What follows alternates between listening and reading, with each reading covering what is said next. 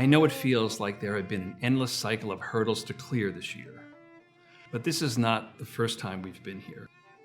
2020 is not the first time that Rutgers has been tested. Rutgers has always been resilient. We lead through change and emerge stronger and smarter on the other side. I want to share with you some members of the Scarlet Knights community who embody the famous Rutgers resilience through some trying times over the past 100 years. My name is Dr. Gregory Robeson Smith, and I am the great-nephew of Paul Robeson. And I believe he was only the second Black student to ever come to Rutgers. But he went to Rutgers at a very difficult time, I guess, in the life of our country. I would suspect, in his context, racism was greater than the pandemic flu. Well, his fight song was Old Man River, which was written for him. He changed the lyrics, but I keeps on laughing instead of crying. I must keep fighting until I'm dying.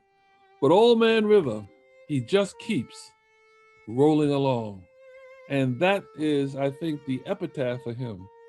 He kept on fighting, no matter what they tried and did to him.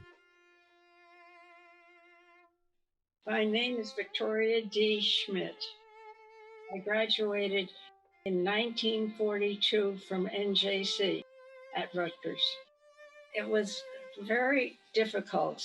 At home, we were really poor. Sometimes my sister and I would not tell my mother how hungry we were because we were really hungry, and it was a depression. My college days were excellent, but what was going on in the world was bothering me. Strangely, after the war, someone was critical of me because I worked, and I worked all my life. I was director of travel and tourism for Tom King, and I worked as the executive director. I am 99. I'm going to live to be 100. And I'm going to go on and on and on. My name is Frank McClellan, and I graduated from Rutgers in 1967.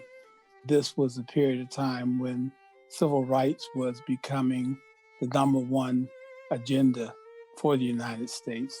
So when I show up at Rutgers, it took me 2 days to find another Black person, because at a certain point, like I said, I was searching for Blackness. So I would go to the barbershop, I'd go down to a Black restaurant. That's where I felt I would be nourished. By the time we got to the third or fourth year, we were organized as a student union and protesting, demanding that we bring more Black people on campus. So I learned about group survival, group identity, and that if it's not there created by the institution, you have to do it yourself. If, in fact, I am doing the best I can to achieve the objectives that I had when I came to Rutgers, are there other ways that I can help make the community better? Rutgers means to me a hope that we can establish an institution that appreciates excellence in a wide variety of people, in a wide variety of contexts, and who is willing to take chances to promote that excellence. So, at the end of 2020, my message to you is to keep the spirit of our beloved community going, because the sun will rise again on the banks of the old Raritan, and we will revel in our accomplishments and be ready for the next challenge together. And as a fellow Scarlet Knight, I will be with you. We are united in spirit, in mission, in perseverance. Stay healthy and well, Rutgers. We have work to do, because that's who we are.